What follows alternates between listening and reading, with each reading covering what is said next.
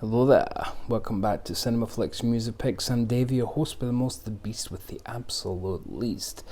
And the least I can do today is, as hinted on the channel a few days ago, there was going to be a brand new album review, as well as the last week last 10 days have had either legacy bands or reissues, and I don't like getting too far into the weeds on that. You know, I've had quite a lot of new albums released that I've reviewed this year, and I like to kind of get into that groove. So obviously today we're looking at the new album by The National, the first two pages of Frankenstein.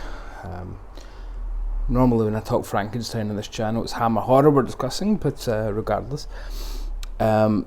This album, the first in 4 years from the band, and Matt has spoken very openly about suffering from not just writer's block but depression and anxiety, and then leading into a pandemic, which, you know, that brought depression and anxiety to people that had never felt it in their lives before. So someone who's already struggling, difficult time for all. So what was the next National record going to be? He spoke very candidly at the time about issues, and in the kind of press circuit has said that it was a lot worse than a let on. Even then, even though he was that candid, it was a lot worse. I don't want to think about what that could potentially have meant, but hey, hopefully this is somewhat of a catharsis. The album, and it's not going to be a massive surprise, is melancholic. The album is downbeat in places, but it's also very much a National album. It keeps their tone, it keeps their vibe, their feel, but it does push it forward quite a bit at the same time, but not in a how to phrase it, not in a false way, not in a cheap way either. Do you know, somebody complained that I push my glasses up too often. Well, I'll tell you what, I'll leave them down there for the rest of the video. Oh no, that's a bit too professional, isn't it? And you can't really do the professional thing with the Elvis Costello glasses. So without doing it cheaply, without doing it in we've not, let's try and relive over sound, just do something completely different. I don't know, get a string quartet and we'll just do that for every track. Get a horn section in. We'll become a bar boogie band. We'll become the Hold Steady or something. No, it's an evolution, not a revolution from where they've been. So yeah, Matt's very much conquered the writer's block for this album, but it doesn't mean that he's discovered something new. It means that he's got his mojo back, but he hasn't thrown the baby out with the bathwater. So what you get here is 11 tracks. It's on 4AD, by the way, so it's got a cool factor already. 11 tracks, and it's called the first two pages of Frankenstein rather wonderfully, because it talks about how he was just picking random books and just going through pages to trying to break the writer's block. And the first two pages of Frankenstein by Mary Shelley, if you've never read it and only seen film versions, this will be a surprise to you, are set in the Arctic, and it's very desolate. It's a bit like that, what was that TV show with Kieran Hines, was it just called The Terror, about the excursion round Canada, to the first people to do that. And it's very much set against a bleak Arctic backdrop, and we meet Victor Frankenstein, who's glasses pushed, who's looking for his creature who's on the loose. But it's very much this pathetic urchin of a man in this horrible bleak landscape, and we're already a pretty horrible crew of people. So it's a very bleak, downbeat start to a novel. And when you think Frankenstein, you don't really think that, do you? You tend to think of Boris Karloff and it's alive as a drop libiclet. And hardly any versions ever do that stuff, probably because it costs too much to go to the Arctic. But Matt really identified with that, really identified with those themes, and that was one of the ones that helped him break the writer's block and start writing. What would have been nice if they could have reprinted the first 2 pages of Frankenstein in this, because it's out of copyright, so there's absolutely nothing to stop them doing so. That might have been a nice little touch. However, I'm not reviewing Frankenstein. Mary Shelley's had some quite good press over the last 2 centuries. I don't think she needs my endorsement. What we do get here, as I said, is the evolution of the National, the comeback, the post-pandemic National. Breakup songs, reflection songs. The track Eucalyptus, for example, is about sorting through who gets what when a relationship ends. There are guests here. Sufjan Stevens guests on opener Once Upon a Poolside with a lovely piano vibe to it. It's very Sufjan. Well, I'm always annoyed at Sufjan Stevens. I remember when he debuted, his whole shtick was, I'm going to do an album about every state in America. It's going to be unique to that state. And he gave up after about 3. I think he realised, commercially, that's just not going to really appeal to people outside of, the people outside of Maine aren't really interested in the thematics of Maine. People in Scranton might be interested in the Pennsylvania. I always reference Scranton. Scranton's one of my go-to words on the channel. New Order T-shirt is again a track about an early relationship, but looking back in it. So there is a very wistful reflection on this record that's again very national, very Matt. So it's more he's rediscovered who he is rather than reinvented who he is.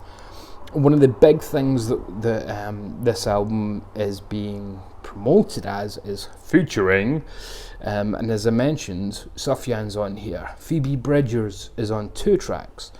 She's on This Isn't Helping, which is brilliant. It's so good. And she's on Your Mind Is Not Your Friend. And those are very Phoebe ideas. That this isn't helping.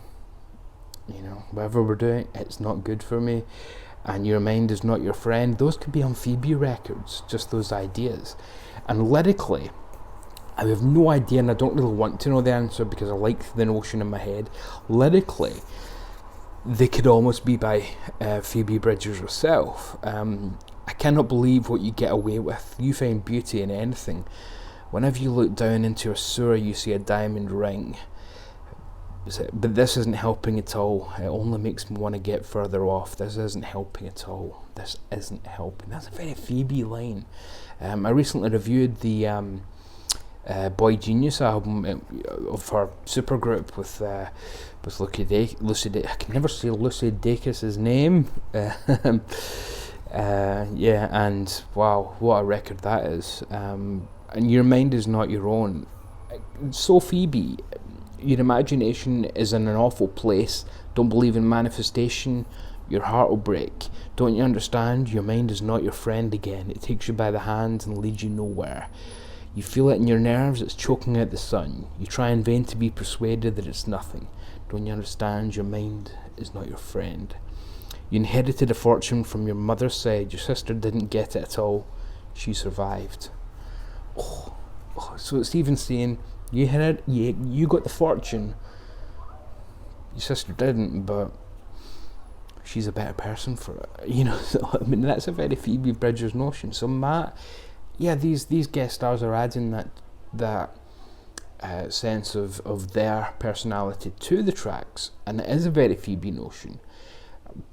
But it's coming from Matt, so I don't know if sympathetically he was writing at some level to be in that kind of style, because it is also a very Matt kind of notion, all this stuff about looking inwards to find the answers about what's happened outwards. It's usually a very reflective thing from Matt. It doesn't tend to be proactive, it tends to be reactive in his writing style. And the big get here, of course, is The Alcott features Taylor Swift. Swiftie is, I don't know if you know this, she's quite a big star, Taylor Swift. You might have heard of her. But it just so happens to be a brilliant track. And I'm a big Taylor Swift fan anyway. I think she's absolutely fantastic. But The Alcott is just it's a stunning song that just grows and grows. Most songs here do start very low key, and there's very little on here that's high tempo, even when the tracks do pick up a little bit towards the end. But with the Alcott, when we're getting the lines, I get myself twisted in threads to meet you at the Alcott. So Matt's singing this, but then when we get to the actual kind of choruses, they're not strictly verse chorus. I sit there silently, waiting for you to look up. I see you smile when it's me. I had something to do something to break into your golden thinking. How many times will I do this and you'll still believe? You tell me the truth, it's the last thing you wanted, it's the first thing I'll do. It's the last thing you wanted, it's the first thing I'll do. And the reprise is very much that part, the last thing you wanted, the first thing I'll do. And I ruin it all over, I ruin it for you. Layered densely on top of each other, so melody and counter melody. With Taylor, and she's singing on top of herself. It's like there's 3 Taylor Swifts on here. Better record company would love that, eh? Oh wait, she kind of does her own thing now, doesn't she? Yeah, she's got her own masters. 3 Taylor Swifts. The charts would love it at least. Yeah, I mean, it's a stunning song. It's an absolute stunning song, the Alcott. And you know, there's so much in here that's just wonderfully well written. The idea that this has come from someone who's really worried about writer's block. I mean, greasing your hair. I happen to use conditioner personally, but you know, has got some wonderful stuff in it from a thematic point of view about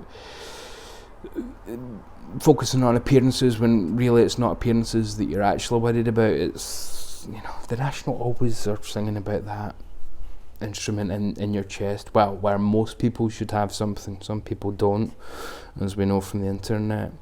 Yeah, I mean, it's just a barnstormer of a feelings record. Is it a barnstormer of an actual record in terms of, I can see myself sitting along? No. This is very much in keeping with Phoebe Bridgers, with Lucy Dacus, with Boy Genius, with this very modern vibe of 30-somethings on a come down and kind of reflecting on things and going, life's not really turned out the way I planned it, and I feel down, and that's okay. But you're left with this track at the end, Send For Me, that gives you the little sting to say it's going to be okay. If you're ever sitting at the airport and you don't want to leave, don't even know what you're there for, send for me. If you're ever heartsick in an elevator full of bachelorettes, cornered in and it's taken forever, please don't forget. Send for me whenever, wherever. Send for me, I'll come and get you. So, very much, I'm alone, you're probably alone.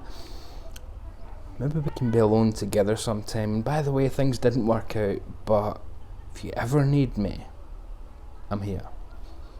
That's a lovely way to end this record, and it's a lovely record. That sounds like damning with faint praise, saying something's lovely or nice.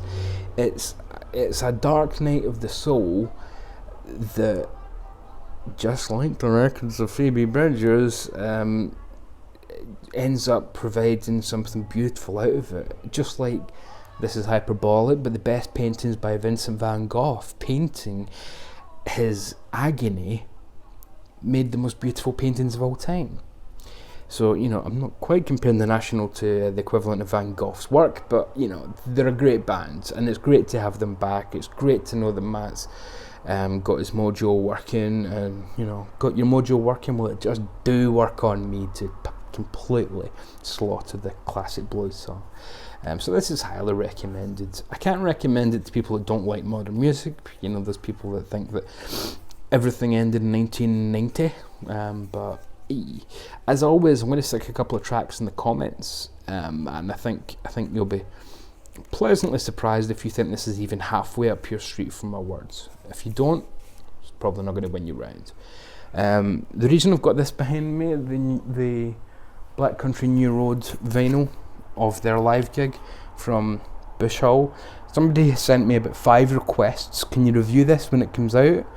And yet it's only just out in vinyl. I reviewed the CD version last month, which is exclusive in Japan. I made a whole video about it, so I'll stick that in the comments as well.